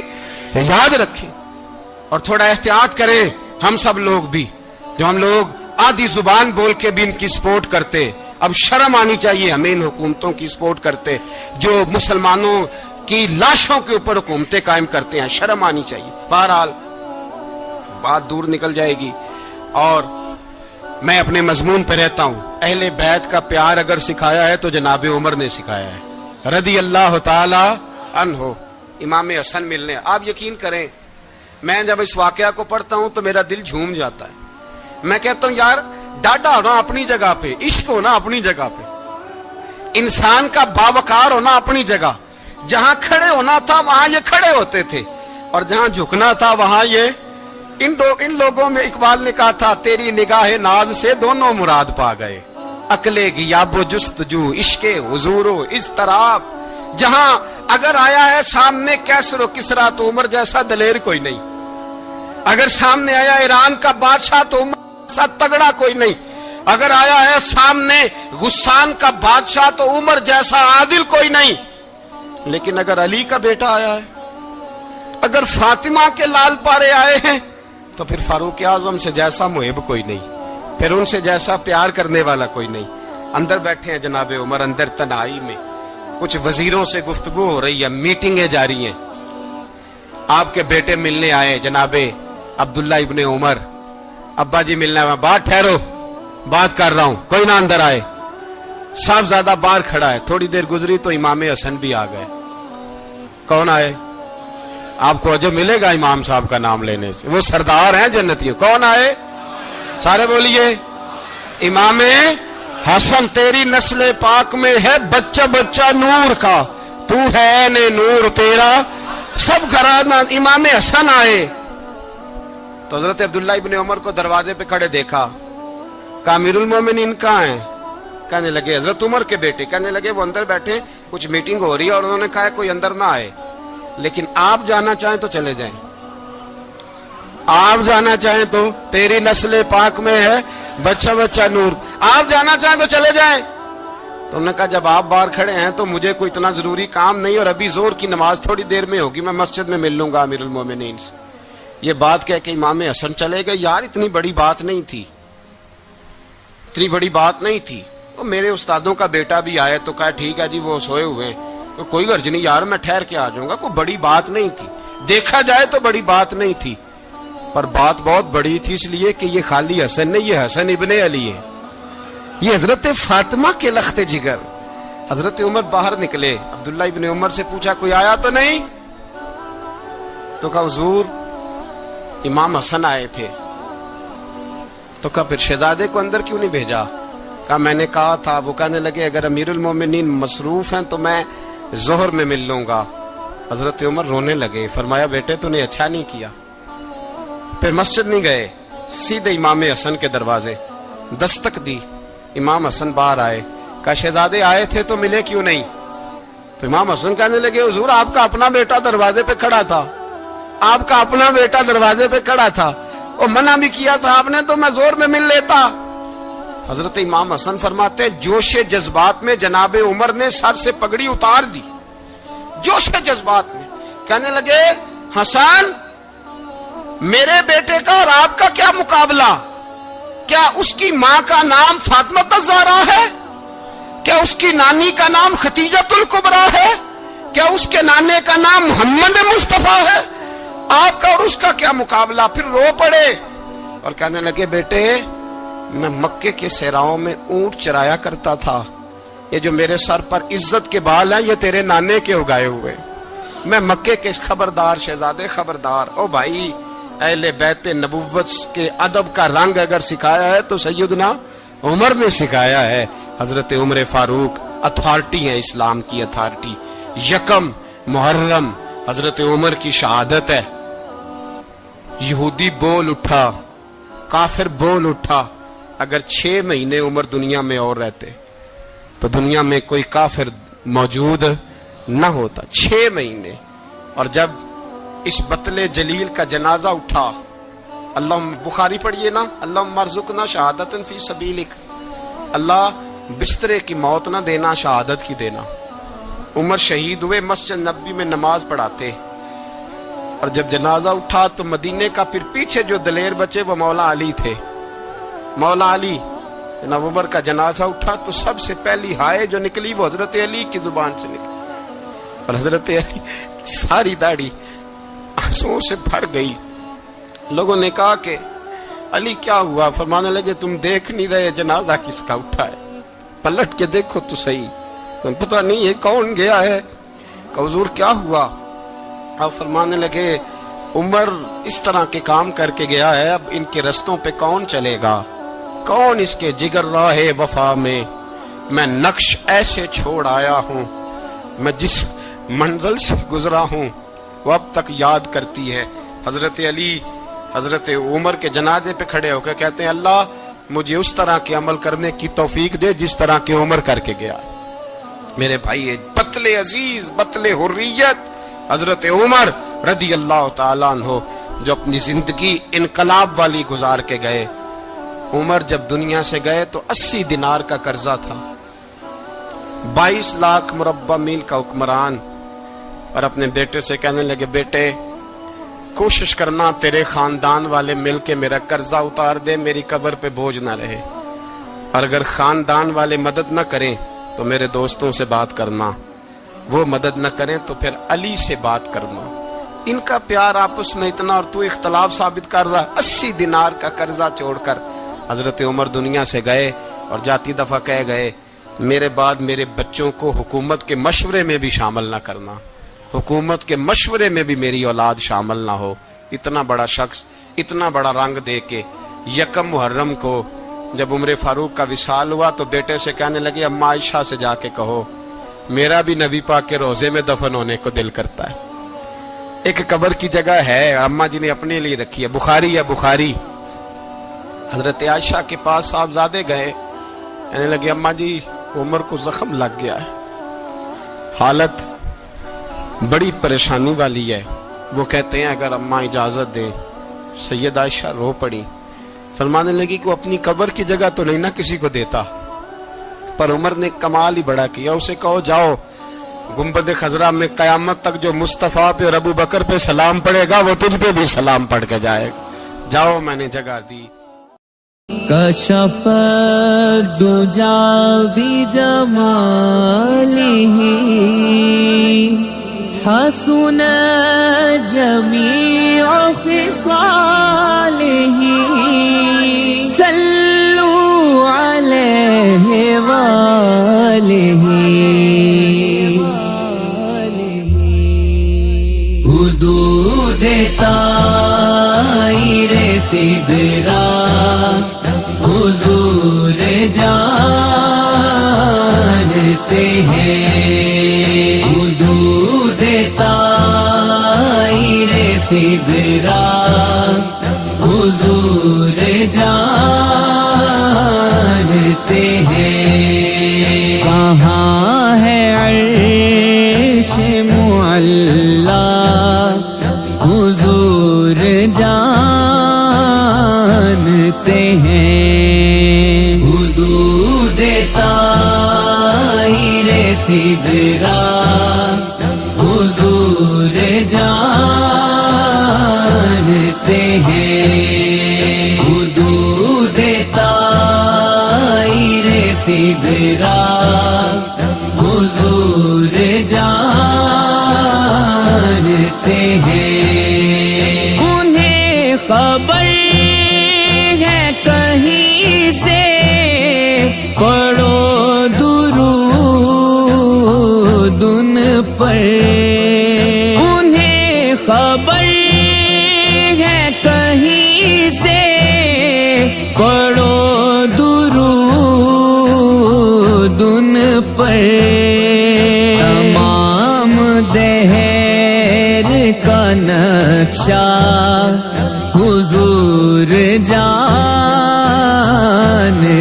ہیں، تمام دہر کا نقشہ حضور جانتے ہیں، حدود طائر سدرا حضور جانتے ہیں، حدود طائر سدرا حضور جانتے ہیں، بروز حشر شفاعت کریں گے چن چن کر، بروز حشر شفاعت کریں گے چن چن کر، ہر ایک غلام کا چہرہ حضور جانتے ہیں، ہر ایک غلام کا چہرہ حضور جانتے ہیں، حدود طائر سدرا حضور جانتے ہیں، حدود طائر سدرا۔ حضرت عمر فاروق رضی اللہ تعالیٰ عنہ مدینے کی گلی سے گزر رہے ہیں، امیر المومنین ہے، مدینے کی گلی سے گزر رہے ہیں، ایک گھر کے اندر سے بچیوں کے رونے کی آواز آئی، بچیاں رو رہی ہیں، اور بچی اپنی ماں سے کیا کہتی ہے؟ کہتی ہے اماں ابو بکر تو اب انتقال کر گئے، حضرت عمر کا پہلے دن ہے خلافت کا، اب ہمارا کیا بنے گا؟ ابو بکر تو وصال کر گئے۔ حضرت عمر فاروق رضی اللہ تعالیٰ عنہ نے رونے کی آواز سنی، دروازے پہ دستک دی، کہا بیٹو کیا بات ہے؟ تو بچیاں کہنے لگیں عمر ہمارے ابا جی ہماری 10-15 بکریاں ہیں، تو ہمارے والد صاحب ان کا دودھ دھو کے بیچا کرتے تھے، گزارا ہو جاتا تھا۔ جس دن ابا جی فوت ہوئے تو اس دن سے لے کر ابو بکر صدیق روز عصر کے بعد آیا کرتے تھے، ہماری بکریوں کا دودھ دھو کے دیتے تھے، کچھ ہم پیتی تھی، कुछ बेच लेती थी, गुजारा चलता था। जिस दिन अबू बकर सिद्दीक खलीफा बने तो हमने जाके कहा अबू बकर अब कौन दूध धोएगा? तो सैयदना सिद्दीक अकबर रदी अल्लाह ताला ने फरमाया बेटे पहले तो मैं मर्जी से खिदमत करता था, अब तो मुस्तफ़ा की उम्मत की नौकरी मेरी ड्यूटी बन गई है, तो मैं आऊँगा। बच्चियाँ रो रही हैं, हज़रत उमर को बताती हैं, कहती हैं अबू बकर चले गए हैं तो हम परेशान हैं, यतीम हैं, लवारस हैं, भाई कोई नहीं, कौन आएगा, कौन देखभाल करेगा? हज़रत उमर फारूक घुटनों के बल ज़मीन पे बैठ गए, उन छोटी छोटी बच्चियों को सीने से लगाया, फरमाने लगे मैं अबू बकर का क्या करूं, मेरे लिए रास्ते बड़े मुश्किल कर गया है, मैं उसके किस बादशाह वक्त होके वो गरीबों के घरों में आके उनकी बकरियों का दूध भी धोता था, अमीरुल मोमिनीन होके ये रंग भी था। फरमाया बेटियों फिक्र न करना, जब तक उमर जिंदा रहेगा, उमर आता रहेगा, ये नौकरी करता रहेगा। कुछ दिन बीते तो हजरत उमर फारूक को याद आया, ओहो मदीने में एक बूढ़ी अम्मा भी रहती है जिसका कोई घर का काम करने वाला नहीं, और जिस बीबी का कोई बाल बच्चा नहीं और आंखों से भी वो नाबीनी है। हजरत अबू बकर सिद्दीक रात के सन्नाटे में जाया करते थे, उसके घर में झाड़ू देते थे। ये बादशाह है, इसकी फकीरी का रंग देखो, उसको कुएं से पानी भर के ला के देते थे। और ये लफ्ज आप सुनेंगे तो हैरान हो जाएंगे। उस बूढ़ी अम्मा के लिए ना एक कोने में घर में दूर बाहर शेर में एक जगह खोद दी थी जहां वो बीबी पखाना और पेशाब करती थी। अमीरुल मोमिनीन हजरत अबू बकर सिद्दीक रात को जाते थे और उसका वो पखाना वहां से उठा के बाहर फेंक के आया करते थे। उस औरत ने पैगाम भेजा कि उमर से कहो मेरी भी ड्यूटियां तूने ही सर अंजाम देनी है। उमर फारूक सारी रात काम करते, सन्नाटा गहरा होता तो झाड़ू दबाया है बगल में और उमर फारूक निकले हुए, उस बीबी के घर में झाड़ू दिया जा रहा है। हजरत अनस बिन मालिक फरमाते हैं मैंने आखिरी उम्र में भी इस बूढ़े उमर को देखा है, इस बुढ़ापे में भी मैंने इस शख्स को देखा है कि जब वजूद कमज़ोर हो गया, दाढ़ी सफ़ेद हो गई, लेकिन फिर भी इसका अंदाज नहीं बदला। इसने सारी ज़िंदगी बादशाही में फ़कीरी करके गुजार दी, ये फिर भी किसी के घर में झाड़ू देता है, किसी की बकरियों का दूध धोता है, ये किसी गरीब मेरे दोस्त ये। और जब सैयदना फारूक आज़म रदी अल्लाह ताला अन्हु खुतबा देने बैठते हैं तो कपड़े फटे हैं, पेबंद लगे हैं, मिजाज सादा है, बड़ा माल आया है, बड़ा माल, लेकिन तकसीम कर दिया। और यही अंदाज आगे अपने गवर्नरों को दिया। हजरत सईद बिन आमिर रदी अल्लाह ताला अन्हु आपके गवर्नर हैं, हम्स के गवर्नर हैं। जब लिस्ट आई ना गरीबों की, हजरत उमर ने कहा कि हम्स के जितने गरीब लोग हैं उनकी लिस्ट बना के भेजो, उनको चंदा लगाना है। तो 17वें 18वें नंबर पर हजरत सईद बिन आमिर का नाम भी आ गया, गवर्नर साहब का। तो हजरत उमर ने सोचा शायद कोई और सईद बिन आमिर है, फरमाने लगे ये कौन है? जिसकी ड्यूटी लगाई थी उससे कहने लगे ये सईद कौन है? तो कहा हजरत जी हमारे सूबे का गवर्नर। तो फरमाया इसकी लिस्ट फकीरों में? फरमाने लगे पता नहीं आपने क्या रंग भर के भेजा है, महीना महीना ये शख्स दरख्तों के पत्ते खा के गुजारा कर देता। क्या ये मैं फरिश्तों की कहानियां नहीं सुना रहा आपको, मैं आपको जिन्नात की या आलम बाला की बातें नहीं, इस धरती पे बसने वाले, इस धरती पे वक्त गुजारने वाले मेरे रसूल पाक के तैयार करदा हीरो की बातें अर्ज कर रहा हूं। हजरत उमर गए एक दफा, कहा मुझे बताओ तुम्हारा गवर्नर कैसा है? तो हम्स के लोग कहने लगे हमें अपने गवर्नर से 4 शिकायतें। कौन कौन सी? का पहली बात तो यह है कि गवर्नर साहब को चाहिए फजर के वक्त आए, ये सूरज निकल आता है तो बाहर आते हैं घर से, सूरज निकल आता है तो आप कह के तो देखें किसी मामूली सरकारी मुलाजम से भी, फिर आप देखिए आपका क्या बनता है। कहा ये सूरज निकलते वक्त आते हैं। दूसरी शिकायत यह है कि दिन को मिलते हैं रात को नहीं मिलते। तीसरी शिकायत यह है कि महीने में एक दिन मिलते ही नहीं गवर्नर साहब। चौथी शिकायत है कि रोते हैं, कभी कभी इतना रोते हैं कि बेहोश हो जाते हैं। हजरत फारूक आज़म ने खड़ा कर लिया, फरमाया सईद तेरी शिकायत आई हैं का हुजूर हुक्म। फरमाया सुना है, पहले तू फजर के वक्त आ जाता था लोगों के मसाइल सुनने, अब तू सूरज निकलते वक्त आता है। का हुजूर बीवी बीमार हो गई है और घर में नौकर तो है कोई नहीं, तो मैं सवेरे उठता हूं तो पहले नाश्ता बनाता हूं, बच्चों को खिलाता हूं। उस औरत ने 35 साल मेरे साथ वफा की है, अब चारपाई पे है तो मैं उसके मुंह में लुकमे डालता हूं। कहा उसे खाना खिला के जब वो दुआ देती है तो फिर निकलता हूं। तो कहा سنا ہے تو ہفتے میں ایک دن ملتا ہی نہیں مہینے میں. کہنے لگے حضرت جی جب مدینے سے آیا تھا تو ایک کرتا اور ایک تامد ساتھ لایا تھا. مجھے آج 2.5 سال ہو گئے ہیں, میں نیا لباس نہیں خرید پایا. میں نے عرض کی میں اس دھرتی پہ بسنے والے لوگوں کی داستان سنا رہا ہوں. کہا میں اپنی تامد دھو کر خشک ہونے کو ڈال دیتا ہوں, اسے آدھا دن لگ جاتا ہے, خشک ہوتی ہے تو تامد پہن کے قمیض دھو لیتا ہوں اور پھر قمیض ڈال دیتا ہوں. حضرت جی سارا دن بیت جاتا ہے تو باہر نہیں آ پاتا. حضرت عمر فاروق کی گردن جھک گئی. کہا سنا ہے تو رات کو ملتا ہی نہیں. یہ لفظ کہے تو حضرت سعید بن عامر کہنے لگے یہ میرا راز تھا, آپ میرے امیر نہ ہوتے تو کبھی فاش نہ کرتا.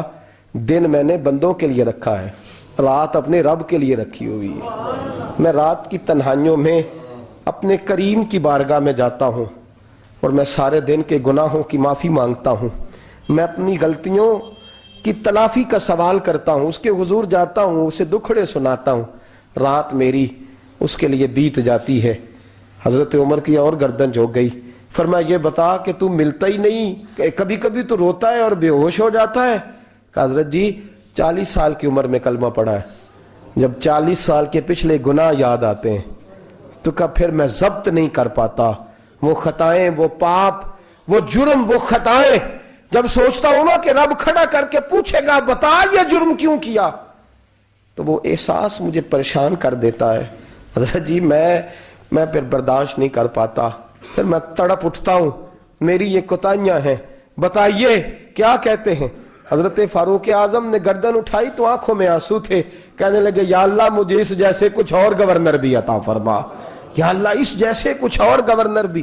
عزیزو اپنا حال کیا ہے. ملک شام جب فتح ہوا تو حضرت سعد بن ابی وقاص رضی اللہ تعالیٰ عنہ کہتے ہیں کہ کچھ لوگ مجھے کہنے لگے کہ ہم آپ سے معاملات طے نہیں کریں گے, ہم جزیہ دیں گے, ٹیکس دیں گے, اسلامی حکومت کے زیر اثر آئیں گے, لیکن آپ سے معاملات طے نہیں کریں گے, اپنے امیر کو بلائیے. تو حضرت سیدنا سعد بن ابی وقاص کہتے ہیں میں نے خط لکھا.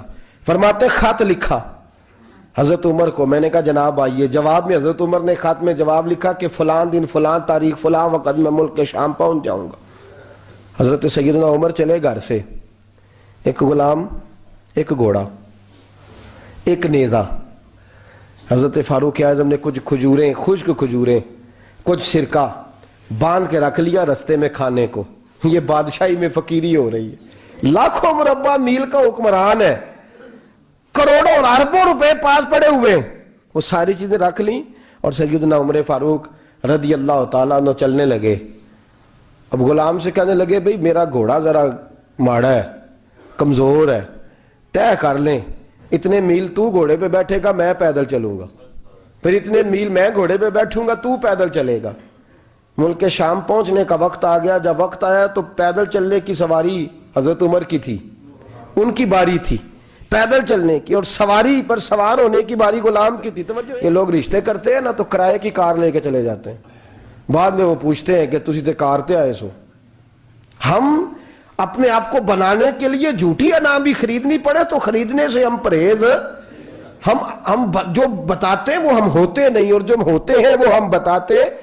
حضرت سیدنا عمر فاروق رضی اللہ تعالیٰ عنہ سواری پہ غلام ہے, خود پیدل ہے, اور حال کیا ہے, بارش ہوئی تھی تو کچھ پانی کھڑا تھا, چھوٹے چھوٹے جوہڑوں میں چھوٹے چھوٹے تالاب بنے ہوئے تھے, پانی کھڑا تھا. تو حضرت عمر فاروق رضی اللہ تعالیٰ چمڑے کے جوتے پہنے, وہ جوتے دونوں اتار کے تو بغل میں دبا لیے. حضرت سعد بن ابی وقاص فرماتے ہیں اسی بغل میں نیزہ رکھ لیا اور تامت تھوڑا اونچا کر لیا کہ پانی سے چلنا ہے, اور غلام کو گھوڑے پہ بٹھایا ہے اور گھوڑے کی لگام پکڑی ہے تو یوں پیچھے رکھی ہوئی ہے, اور حضرت سیدنا فاروق اعظم رضی اللہ تعالیٰ عنہ آ رہے ہیں. غلام کہنے لگا حضور لوگ دیکھ رہے ہیں, مہربانی کریں بیٹھ جائیں. فرمانے لگے نہیں باری تیری ہے, تو ہی بیٹھے گا. اس نے کہا حضور نہیں وہ تو ٹھیک ہے, کوئی باری فرض تو نہیں نہ ہو گئی, آپ مہربانی کریں آپ آ جائیں, ذرا لوگ آ رہے ہیں. فرمایا تمہیں کہا نا. غلام کا تھا میں نے تیسری دفعہ کہا تو حضرت عمر نے جلال سے دیکھا, اور جناب عمر کا جلال تو زمین کانپنے لگ جاتی تھی. کہتے ہیں کہا حضور آپ آ جائیں, تو کہتے تجھے کہا ہے نا چپ کر کے بیٹھا رہے. کہتے ہیں میں گھوڑے پہ ہی کانپنے لگا. غلام, اب حضرت سعد بن ابی وقاص کہتے ہیں سورج غروب ہو رہا تھا, شعائیں پانی میں پڑ رہی تھی. حضرت عمر پانی سے, میں نے غور سے دیکھا تو دوڑا گیا, جا کے نا بچے نہیں مشورہ دیتے ابا جی کو، ابا جی انج نہیں کری دا، دور بدل گیا جے، کہتے میں دوڑا گیا اور جا کر کے حضرت سیدنا عمر فاروق کو کہا حضور مہربانی کریں، ٹھیک ہے آپ کی درویشی سے کون آگاہ نہیں، وزیر کھڑے ہیں، سفیر کھڑے ہیں، بڑے بڑے عمراء، بڑے بڑے ملکوں کے حکمران ہیں، آپ مہربانی کریں یہ تم ذرا نیچا کریں اور جوتا پہن لیں، اگر خراب ہو گیا تو اللہ نیا بھی دے دے گا، اور مہربانی کریں ذرا غلام کو کہیں نیچے آ جائے۔ حضرت عمر کہنے لگے تمہیں کیا تکلیف ہے؟ کہا حضرت جی وہ وزیر مشیر کھڑے ہیں، یہودی ہیں، عیسائی ہیں، نجرانی ہیں، بہت بڑے بڑے مذاہب کے اور بڑے بڑے ملکوں کے ہیں، آپ کا بڑا نام سنا ہے۔ حضرت سیدنا سعد بن ابی وقاص فرماتے ہیں میرے ساتھ اتنا ترش رویہ حضرت عمر کا پہلے کبھی نہیں ہوا، کہتے ہیں ماتھے پہ شکن آیا اور کہنے لگے تجھے تیری مار ہوئے، ان 4 لوگوں کے لیے میں اپنے نبی کا طریقہ چھوڑ دوں، ان 4 دنیا داروں کے لیے نبی پاک کا طریقہ چھوڑ دوں؟ فرمانے لگے سر سے پگڑی اتاری حضرت عمر نے جلال میں، فرمانے لگے میرے سر پہ جو بال ہے نا یہ مجھے کسی دنیا دار نے نہیں دیے، یہ ساری عزتیں مجھے آمنہ کے لال نے عطا فرمائی ہے، اور میں ان محبوب کا طریقہ ان 4 لوگوں کی خاطر چھوڑ دوں؟ فرمایا قرآن کہتا ہے ان اللہ یأمر بالعدل والاحسان، جب میں نے خود عدل کا تقاضا یہ رکھا ہے کہ کبھی وہ بیٹھے گا کبھی میں بیٹھوں گا، باری اس کیا تو میں کیسے بیٹھ جاؤں؟ حضرت سعد بن ابی وقاص فرماتے ہیں اسی درویشی میں سلام اس پر کہ جس نے بادشاہی میں فقیری کی، کہتے ہیں اسی درویشی میں حضرت عمر پہنچے تو جو پہلے ڈرا کرتے تھے جب حضرت عمر آئے تو انہیں کامتے بھی دیکھا، روب اور بڑھ گیا، ان کے دلوں کے اندر حضرت عمر کا دبدبا اور بڑھ گیا، اور میرے کانوں میں کہنے لگے سعد پہلے سنا تھا لیکن دنیا سچی کہتی ہے، جو حال محمد اور محمد کے غلاموں کا ہے صلی اللہ علیہ، وہ دنیا میں دوسرا کوئی حاصل کر سکتا؟ آج ہمارے پروٹوکول، ہمارے دبدبے، ہماری انا پرستیاں، ہمارے دعوے، ہمارے طریقے، میرے عزیزوں لوگ ہمیں آ کے مثال دیتے ہیں، کہتے ہیں یورپ کی فلاں گلی میں یہ ہوتا ہے، میں نے کہا وہ گرد راہ کو نہیں پہنچ سکتے، یہ ساری چیزوں تو میرے مصطفیٰ کے غلاموں سے حاصل کیا، لوگ ہم نے چھوڑ دی، غیروں نے اپنا لی۔ خدا را اپنی زندگی میں تبدیلی لائیں، درویشی، سادگی، بے تکلفی، یہ زندگی حسین ہوتی ہے، یہ زندگی سکون والی ہوتی ہے، یہ زندگی اچھی ہوتی ہے، یہ فرحت اور تازگی والی ہوتی ہے۔ اپنے آپ کو ان تکلیفوں اور آلائشوں میں مبتلا نہ کریں۔ اگر اللہ مال دے، عزت دے، دولت دے، اللہ تعالیٰ نفاست عطا کرے تو پھر اپنے آپ کو سادہ کریں، آزاد کریں، کھلی ہوئی کتاب بنا کے اپنے آپ کو رکھیں۔ مجھے ایک بچہ کہنے لگا حضرت جی جب بھی آتے ہیں آپ کہیں بیٹھے مل جاتے ہیں، ہم کسی کو لا کے کہتے ہیں جناب حضرت جی بڑے مصروف ہیں اور آپ یہاں آگ تاپ رہے ہیں جلا کے، مہربانی فرمائیں۔ تو میں نے کہا یار 2-4 دن تو بن سور کے بیٹھنا بندے کے لیے آسان ہوتا ہے، سارا دن ملمہ سازی کر کے رکھنا اتنا آسان کام ہو؟ تو ویسے بھی بندہ جو ہو وہ نظر آئے تو اس کے لیے زیادہ بہتر ہوتا ہے، جو ہو وہ دکھائی دے، وہ زندگی آسان ہو جاتی ہے، بہتر ہو جاتی ہے۔ اور ویسے بھی جو کھلی ہوئی کتاب ہوتی ہے اس میں لوگ مشکوک نہیں ہوتے، جو بندی ہوئی ہوتی ہے نا اس میں لوگوں کو خبر نہیں ہوتی کہ نہ جانے یہ کیا معاملہ ہے۔ میرے عزیزوں اپنے آپ کو بے تکلف بنائیں۔ بے تکلف سے مراد یہ نہیں کہ جیسے بے تکلفی ہم نے ایک غلط چیز کا نام بے تکلفی رکھ دیا ہے کہ جو آدمی بات پہ ٹھٹھا کرے، بات میں مذاق کرے، وہ بے تکلف ہوتا ہے۔ یہ تو بے تکلفی اسلام اس کو پسند ہی نہیں۔ بے تکلفی سے مراد یہ ہے کہ جھوٹی انا نہیں بنائیں، جھوٹے معاملات اپنے گرد نہیں اوڑیں۔ اپنی اگر اللہ آپ کو بہت زیادہ مال و دولت دیتا ہے تو جتنا وہ مولانا رومی کہتے ہیں جتنا ٹہنی پہ پھل زیادہ لگتا ہے نا اتنی وہ ٹہنی جھک جاتی ہے، جو اکڑی ہوتی ہے سمجھو وہ خالی ہوتی ہے۔ اگر آپ پھلدار ہیں تو پھر آپ کو جھکے، پھر آپ کو با اخلاق ہونا چاہیے، با مروت ہونا چاہیے، پیار والا ہونا چاہیے۔ زندگی میں اس چیز کو ضرور اپنائیے۔ بڑے لوگ وہی ہوتے ہیں جن کا کردار بڑا ہوتا ہے، بڑے وہی ہوتے ہیں جن کی بات بڑی ہوتی ہے۔ کوئی باتوں سے اور پروٹوکول سے کبھی بڑا نہیں ہوتا، ہمیشہ مدحت خیر الانام میں گزرے، دعا ہے یوم اور درود و سلام میں گزرے۔ آخر دعویٰ الحمدللہ۔